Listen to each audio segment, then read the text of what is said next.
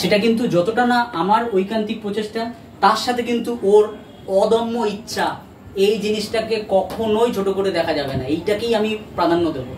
তোমরা সবাই বক্তব্য বলেছো এতে স্যারের ভাগিদার, স্যারের ভাগিদার না, স্যারের ভাগিদার হওয়া ঠিক জিনিসটা মানাচ্ছে না। অনুঘটক কখনোই রিয়াকশন ঘটার কারণ হতে পারে না। অনুঘটক জিনিসটাকে ফাস্ট করতে পারে, কিন্তু প্রোডাক্ট রিয়াকশন শুরু হলে প্রোডাক্ট দেবেই, রাইট?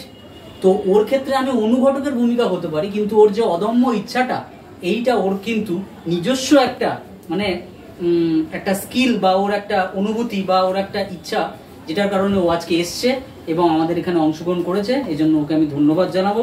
এবং ও যেভাবে লাইফ চালিয়ে যাচ্ছে বা যেভাবে পড়াশোনা করছে, আশা করি অদূর ভবিষ্যতে ওর নাম কোনো একটা ভালো পিডিএফ এর লিস্টে কোনো এক শুক্রবার বিকালবেলা হয়তো আমরা 5টার পর দেখতে পাবো, এবং সেটা আমরা গ্রুপে সেলিব্রেট করবো। পরে ওর সাথে দেখা হবে, এটা নিয়ে অনেক ভালো অভিজ্ঞতা তৈরি হবে। আমাদের পরবর্তী বক্তা ছিল সৈকত। সৈকত আমাকে ওই সময় একই প্রায় ফেব্রুয়ারি মার্চ মাস থেকেই প্রায় আমার সাথে পরিচয়। সেখান থেকে আমাকে কল করে পড়তে আসার কারণ অপশনাল এগ্রিকালচার। ওরও বেশ বয়স 30-এর কোটা পার হয়ে গিয়েছে, অর্থাৎ অনেকটা বছর হয়ে গেছে যেই সময়টা মানুষ পড়াশোনা বা অন্যান্য চাকরিতে থেকে স্ট্রাগল করার মধ্যে দিয়ে প্লাস অন্যান্য চাকরির সিচুয়েশনের মধ্যে নিজেকে ঘষে ঘষে নিয়ে যাওয়া বা চালিয়ে নিয়ে যাওয়া, এটা ও ফেস করেছে। তো এইটা ওর লাইফের একটা ভালো সিচুয়েশন আমি বলবো স্ট্রাগলটা ওর কাছে একটা আশীর্বাদ, কারণ ও বুঝতে পেরেছে জিনিসটা যে ওইখানে থাকলে আমি কি পাচ্ছি না, এই দিকে আসলে আমি কি পাবো। তো যতক্ষণ আমরা কোনো একটা নৌকাও যদি বড় ঢেউ না পায় না, ও কখনো তীরে আসার কথা চিন্তাও করবে না, তাই না? তো একটা নৌকা সবসময় মনে করি একটা বড় ঢেউ পাওয়াটা খুব জরুরি, otherwise comfort zone is very toxic. ও নিজেকে সেই জায়গায় রাখেনি, কমফর্ট জোনে রাখেনি।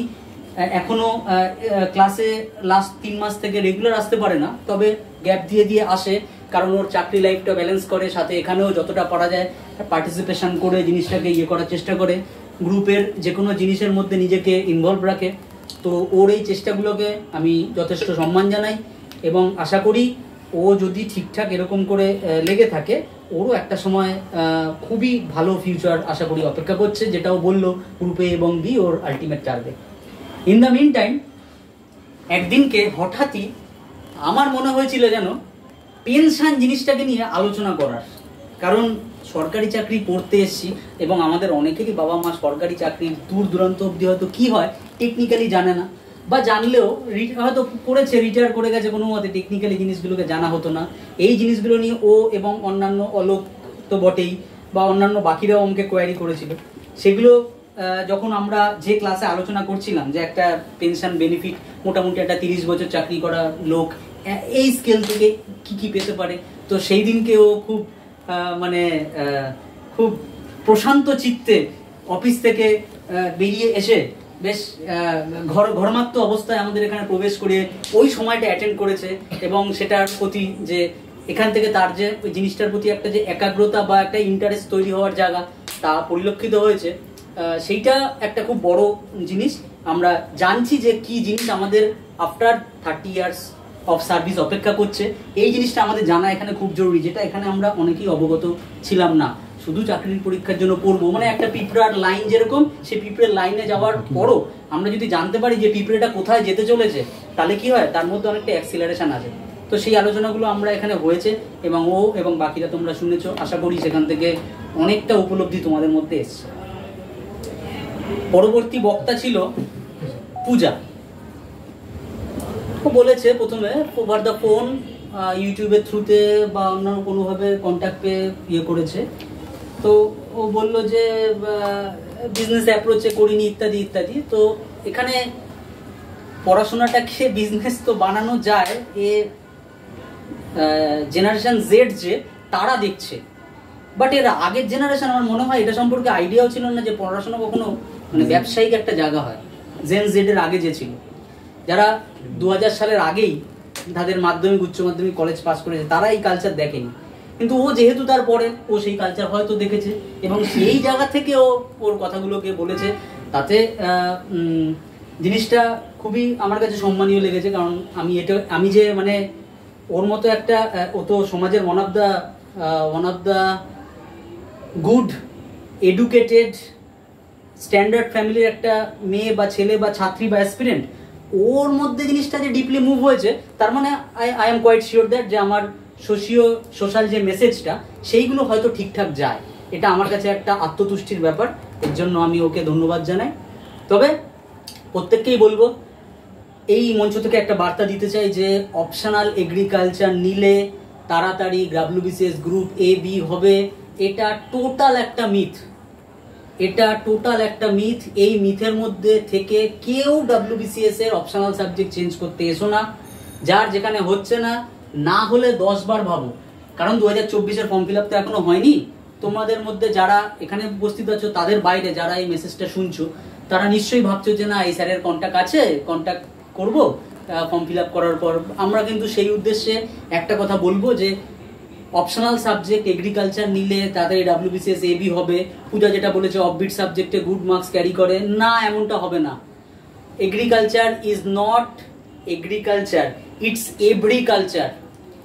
অন্তত 10 থেকে 15খানা সায়েন্সের ব্রাঞ্চকে মার্চ করে তারপর এরকম একটা অ্যালাইড সাবজেক্ট তৈরি হয়েছে, যার সিলেবাস বিধানচন্দ্র কৃষি বিদ্যালয়ের গ্র্যাজুয়েশনের 4 বছরের এন্টায়ার সিলেবাসের ইকুইভ্যালেন্ট। তো it's not an easy task to capture all this in a single year or a single exam of 1 day.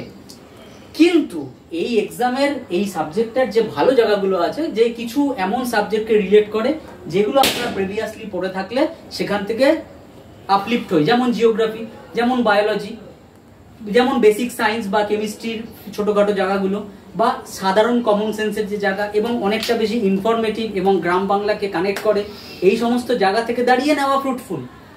তার মানে এই না যে এটা নিলেই একদম এক চান্সে WBCS হবে গ্রুপ AB, এটার কোনো যুক্তিযুক্ততা নেই।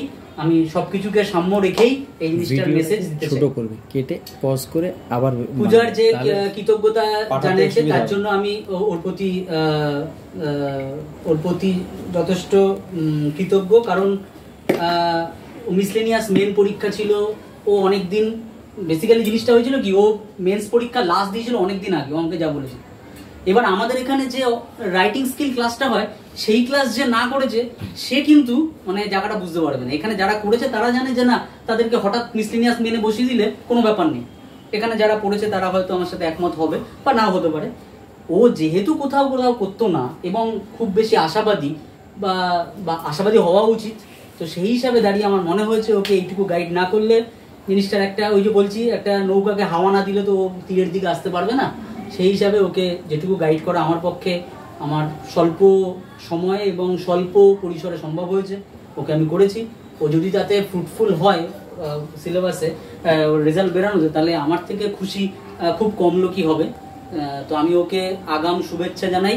যদি এই পরীক্ষাটা ওর কোয়ালিফাই হয়, তাহলে একমাত্র ওর যোগ্যতাতেই হবে, কারণ ও শেষ 1 মাস নিরলস পরিশ্রম করেছে, খুব ভালোভাবে রাইটিং স্কিল প্র্যাকটিস করেছে, যেটা আমি বলছি ওই রেজাল্টটা বেরানোর পর দিন থেকে পশ্চিমবঙ্গের বাকি ছেলে মেয়ে, কোচবিহার থেকে কাকদ্বীপ, হয়তো এই লেভেলে করেনি ও যেটা করেছে। এটা আমি জানি, একটা ক্লাস হয় পূজা, সেই হিসাবে ওর যোগ্যতা থেকেই এটা হবে। এবং এর পরে এক্সামগুলোর জন্য ওকে অনেক শুভেচ্ছা থাকলো। আমি ওকে যতদূর দেখেছি, ওর প্রচেষ্টা শুধু অপশনাল পরীক্ষাগুলো